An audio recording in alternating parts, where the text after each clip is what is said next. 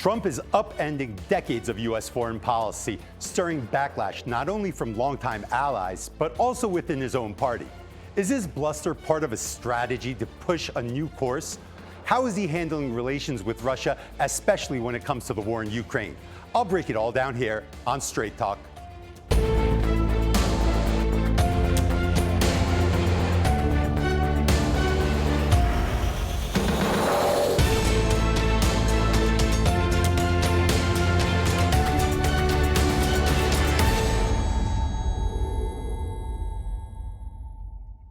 Hello and welcome to Straight Talk. I'm Yusuf Aram. During his campaign, Donald Trump vowed to upend U.S. foreign policy, even if it meant breaking long-standing norms. Now he's following through. This week, the U.S. voted twice alongside Russia at the UN, marking the third anniversary of the Ukraine war.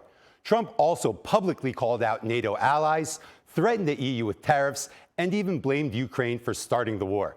His statements have sent shockwaves across the Atlantic and throughout Washington itself. This past week, Trump hosted leaders of France, the UK, and Ukraine at the White House. His meeting with Emmanuel Macron saw the two clash publicly over how to handle the war. These talks come amid a flurry of diplomatic activity, including US-Russia negotiations in Riyadh and Istanbul, and also Turkey hosting the Ukrainian president and Russian foreign minister just days apart. Ankara has reaffirmed its commitment to peace efforts, offering to host future negotiations. So how will ties between Washington and Moscow play out in coming months? And what role could Ankara play given its close ties with both countries?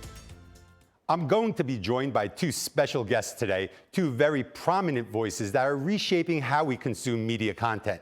From Nashville, Tennessee is Candace Owens. She's the host of the political talk show Candace, which you can find on CandaceOwens.com. And from Moscow, Vladimir Soloviev. He's a journalist and a TV host.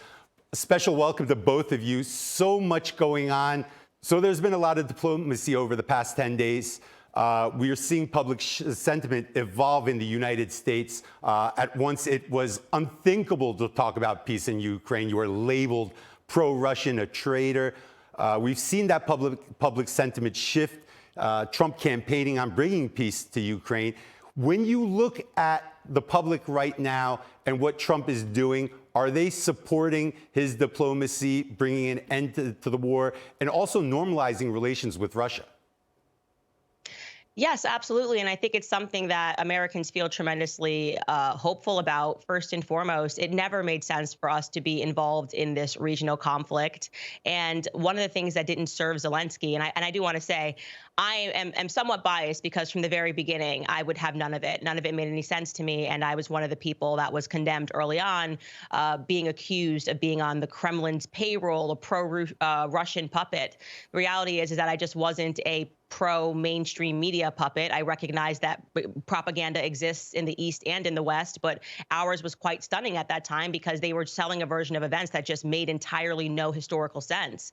And I'm one of these rare people that I actually like to read the speeches from Vladimir Putin, read the speeches from President Biden, and then weigh it against the truth, which is to say that I was reading Vladimir Putin speaking about NATO's assurances, and then I was able to go backward, look through the declassified NSA files and confirm that what he was saying about the assurances provided regarding NATO expansion were true.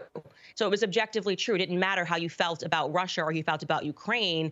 What we were being sold was just a delirious bill of lies in the United States. And so I think with Trump back in office and with the benefit of time, obviously people are always hysterical when things first happen. Now they're wondering why is all of our money, which is unaccounted for, going into Ukraine? They're learning that a lot of the things that we were told about even Biden's involvement with Burisma, those things have matured now in terms of Americans learning about the reality of those circumstances, and people just don't want to be involved in this conflict. And so Trump is dealing with Zelensky, I think, in the right way. And Zelensky, by the way, his behavior has just been pompous and arrogant in terms of constantly having his hand out, telling us that he's dealing with this war while at the same time making time to do every Hollywood event. He wants to be at the Grammys, the Academy Awards, on the Lex Friedman podcast. This is an actor. This This is a Hollywood actor. He's not a serious person. And so it's nice to see that Trump is able to be back in charge and to negotiate an ending to this, because there are real lives on the line, Russian and Ukrainian lives, men that are being killed, an entire generation of men that have been killed. Vladimir, actions speak louder than words for the Russians.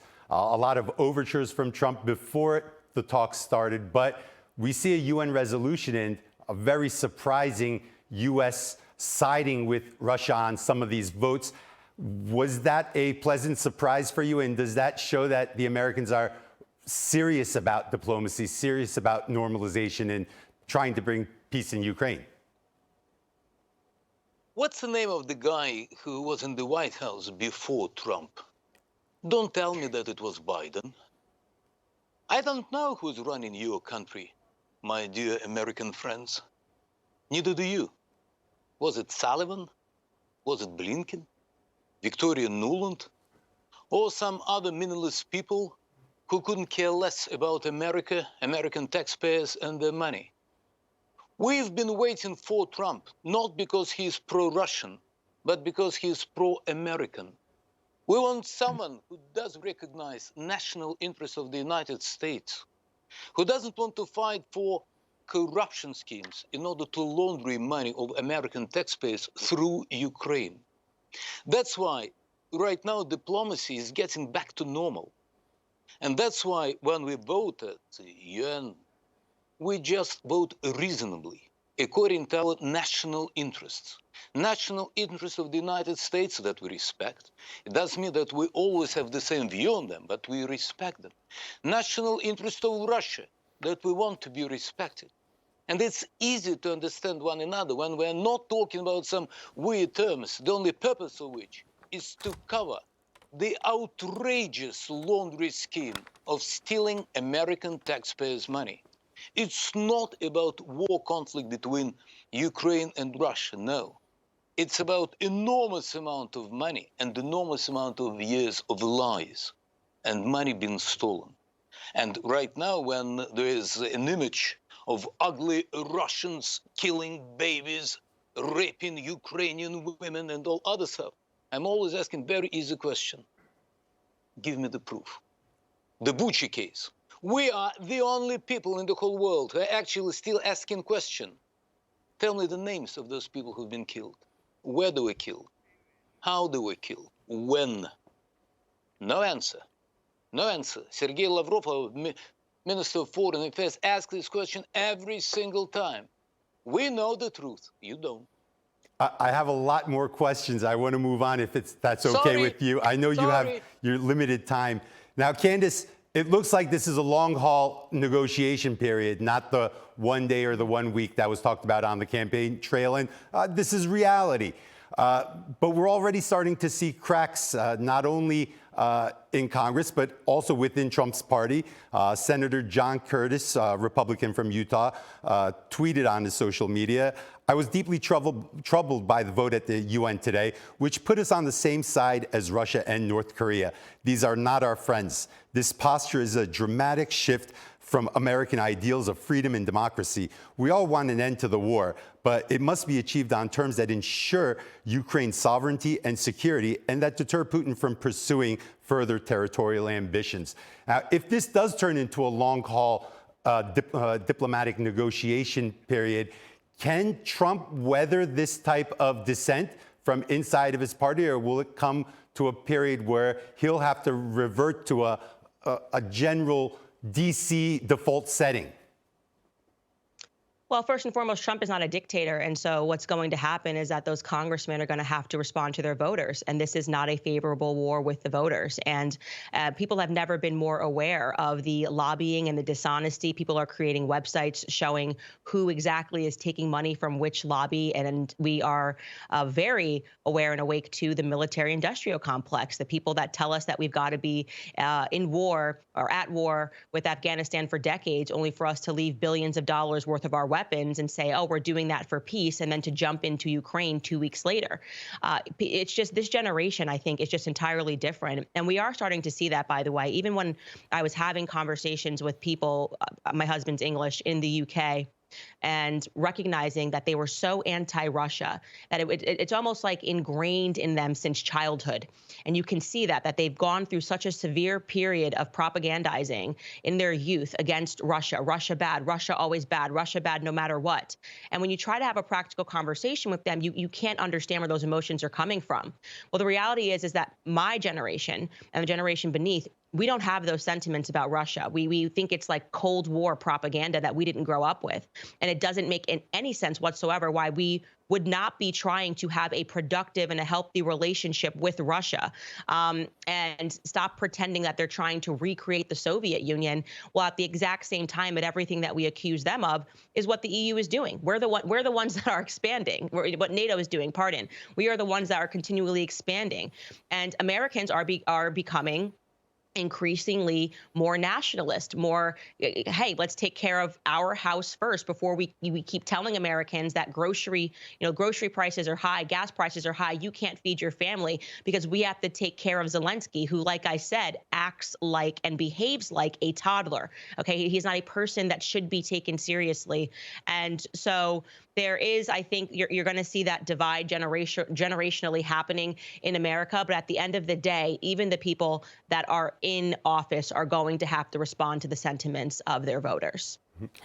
Vladimir, we're looking at the diplomacy right now. There was a meeting in Riyadh, and the meeting in Riyadh seemed to concentrate more on peace in Ukraine. This morning, there was a meeting in Istanbul, which seemed to concentrate more on the bilateral relationship between U.S. and Russia. At least what we're seeing is Ukraine was not talked about. Now, what's more interesting for Vladimir Putin, ending the war or normalizing with the United States? And can one be accomplished without the other? Neither no. December 21st, President Putin sent a letter to President Biden where he stated our main concerns. No one was eager to listen, no one was eager to read and to understand. We are not fighting Ukrainians, we're fighting NATO. It's not about Ukraine. Actually, I don't know where from this absolutely outrageous idea that Russia is willing to seize whole Ukraine and we don't want Ukraine to exist and we want to capture Kiev. If we wanted to capture Kiev, Kiev would be captured. That's never been on the to-do list.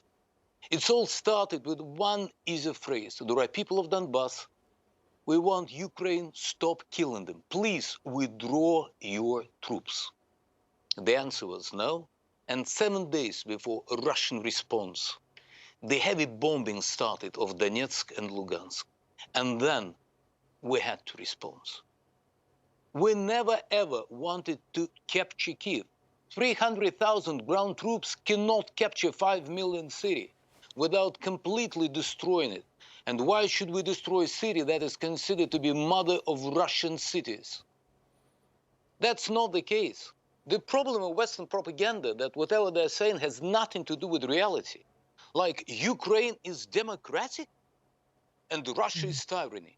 It's actually vice versa. We have elections, we have free press, we have opposition parties. You can do whatever you want. In Ukraine, here's dictator, has been elected. Major church cannot any longer survive and work in this country. Priest has been killed and captured. Opposition leaders has been killed and captured. American journalist Lira was captured and killed in prison. And when Zelensky was asked a question about his destiny, Zelensky started laughing. It's not about fight with and against democracy. It's vice versa. Russia is bringing peace to the people that voted for independence. Like Americans many years ago decided not to be part of British Empire. And actually Russian Empire was the one to support them. But who wants to read history books nowadays? Russia is bad. Why Russia is so bad? Russia never conquered America. American troops were in Russia back in 1918. Russians always supported America during the fight for independence, 19th century, Second World War. We were the one who carried the burden of the Second World War on our shoulders, 27 million people killed. And we appreciate American support and American help. We are not enemies. Actually, vice versa. We could be best ever friends. We have nothing to fight for against one another. Candace, I want to ask you a little about Trump's motivations, at least secondary motivations. Obviously, brokering peace, a huge feather in his diplomatic cap, but how much of his motivation for peace in Ukraine is to be able to drive a wedge between Russia and China? Because there's always been talk about this Pacific shift, concentrating more on China, but the U.S. has always gotten bogged down, whether it's the Middle East, a war here, a war there, and now war in Ukraine. Does Trump view this finally as, if I can broker peace in Ukraine, I can finally start concentrating on China? And also, is there any domestic calculations? Because you talked about fraud before. Is he thinking, if I could broker peace in Ukraine, I could actually get to the bottom of what happened there during the Biden administration? Is that a motivating factor? Well, first and foremost, just going back to the foreign policy, the idea of intentionally pushing Russia into the arms of China was an absolutely disastrous, stupid, egotistical mistake made by people who are used to just being able to do whatever they want on a whim.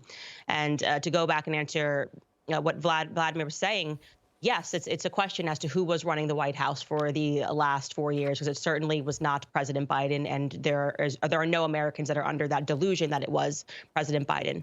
But the reality is that is obviously going to be a huge concern. Russia has not been a threat to us. You have to have zero understanding of foreign policy, economic policy, and history to think that Russia is the biggest threat to the United States. It really just is beyond belief that there are some people who hold those perspectives. Like I said, those are emotional perspectives that are being led by the mainstream media, Western propaganda.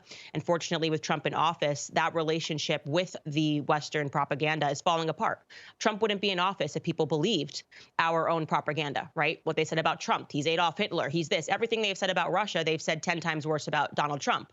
And so I think people are now trying to get to the source and trying to understand things historically, and a lot of independent media has picked up a lot of that slack. So yes, to answer your question, absolutely.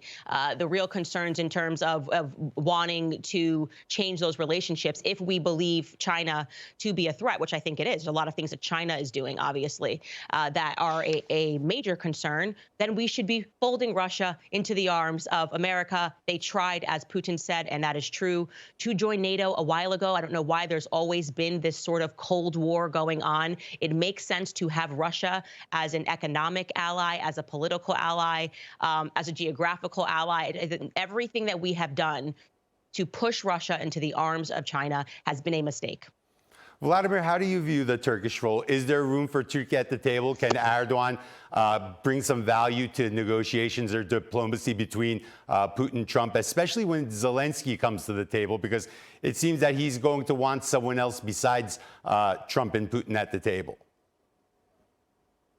Well, first of all, I have to say that Turkey is playing a great role. Turkey is an independent state. Turkey has its own national interest, and Erdogan is president that actually doing a great job for Turkey. And the relationship between Russian leader and Turkish leader is very, very good, and that's important. It's not about Turkey. It's about Zelensky. He cannot keep his own word, so there's no reason to spend time on Zelensky. Erdogan has done perfect job just at the beginning of the war. It could all be over, but Zelensky already played his little trick. And now he's trying to play this little trick with Donald Trump.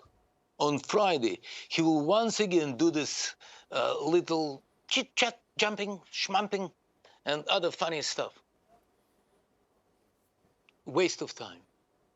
But Erdogan, Trump, Putin, Xi Jinping, Modi, yes, they are serious people. They can sit down and talk and discuss world issues, come up with solutions, keep the word and keep the word. Zelensky, just meaningless punk. Candace. Excuse my French. Candace, what type of urgency is there in the Trump administration to hammer this deal out quick? Is this something that They want to get out of the way very quick and move over to something like Gaza. And also, when we look at the bilateral relationship between Russia and the United States, if it's normalized or if it advances, an issue like Gaza, is that somewhere where they can work together? Because obviously Putin, very pro-Palestine. Trump has his own plans for Gaza, as we've seen. He seems to want to develop it into something. I don't know if that's something he's thrown out there for a reaction where he has other intentions, or if that's what he really wants. But I'd like to get your thoughts on this. I would say getting the Ukrainian deal done, Ukrainian-Russian deal done, is of the utmost importance. That's definitely what's being indicated, and from what I've heard, is a priority. It's why he's taking all of these meetings that he's been taking over the last 2 weeks. Totally agree that some of it's completely wasteful. No one believes Zelensky's in charge, like no one believes Macron is in charge. You know, you've got serious players in the world stage, then you have these non-serious actors. Regarding the second point, that's going to be interesting. You know, I am not aligned with Trump on what's happening in Gaza, and I think it is a stark contrast with the rhetoric that's been used to describe what's happening in Russia, and then the flowery language that's used to describe what's happening in Gaza. I don't think it's funny or cute to talk about just the amount of bodies that have piled up. Again, allowing Americans to get directly to the information and seeing what's happened there, and many lies that have been told. And the press not even following the corruption trials and pretending that this is something that we need to be involved in. I mean, we speak about how much money we're giving to Zelensky. How much money are we giving to Israel? Why is AIPAC a thing in America? How are we a free country? It feels like we're occupied. And Trump would very much disagree with me on all of those points. You know, I'm my own person. So I think that forcing people out of their own land and putting them in everybody else's countries, which will become problems down the line if we learned anything from what happened with Gaddafi and the collapse of Libya. And then you have down the line the very same people that support these wars in the Middle East complaining that their countries don't look the same, that their countries are changing. Well, you can't support these wars and these ethnic cleansings and then act confused when you look around and don't recognize your own country. I don't support what's happening in Gaza in any regard. I think it's going to be hard given their differences in opinions for Trump and for the United States and Russia, the people that are in charge of the United States right now, I should say, which are radically pro-Zionist, and Russia to come to an agreement on what should be done there. I just don't see it, and I disagree with what my government is doing. So, Vladimir, when will Russia start expecting an easing of sanctions? And also, I know it's kind of a joke with the gold card. We love sanctions. With the gold card that Trump was pushing, he started talking about Russian oligarchs. Obviously, not a lot of people who can pay $5 million. I'm sure there's a couple of Russian oligarchs that might be interested. But I kind of felt like that was Trump kind of signaling an easing of sanctions or something like that, kind of joking around as well in his unique style that he has. So, is Russia expecting an easing of sanctions very soon? Is that going to be something that's very harshly brokered at the table? The easiest way to kill Russia is to hug it to death. When finally we have sanctions, we have economic growth of 4% every year. Finally, the pay raise of salaries. Finally, we have the lowest ever level of unemployment. So our roads are perfect, in perfect condition. We have new beautiful buildings. Economy is booming. So why should we be asking for raising sanctions? Sanctions probably is the best ever thing that ever happened to us. Thanks to sanctions, Europe is dying and Russia is feeling great. And about Russian oligarchs, that's a joke, you know, man. It's really funny. How can they pay $5 million when all the accounts in the West frozen? Should they bring pennies? Cash? Will you take $5 million in cash? They'll probably find some. But what happened? You sanctioned all Russian banks so we cannot transfer money. Whatever money they had on their accounts have been frozen. The property has been stolen by countries that used to say that, well, private property is sacred if it's not Russian. Come on, guys. Sanctions. Good for you. Good for you. We have almost zero trade with the United States. You'd like to implement new sanctions? Be my guest. Europe is putting 17th ugly pack of sanctions. Who cares? Start with 35 right now. We have already 17. With every single new sanctions, Russia is booming, Europe is going down. Are you sure that you have any idea of what are you trying to achieve? And so some Russian oligarchs that are willing to go to States, I think that Russian people will find a way to give them $5 million just to get rid of them. I want to thank both of you for joining. This is either the fourth or the fifth time I've had an American guest and a Russian guest together, and it's really interesting to watch the evolution of how the American and Russian guests interact with each other and how cordial it's become compared to maybe 1 year ago. So that's something I've noticed I wanted to share. Candace, Owens, Vladimir, Soloviev, thank you for joining me. Thanks for the great conversation. And that's all for this edition of Straight Talk with me, Yusuf Aram. If you got any comments, please share them with us on X at Straight Talk TRT. Also, don't forget to subscribe to our YouTube channel where you can find more exclusive content. Until next time, take care and goodbye.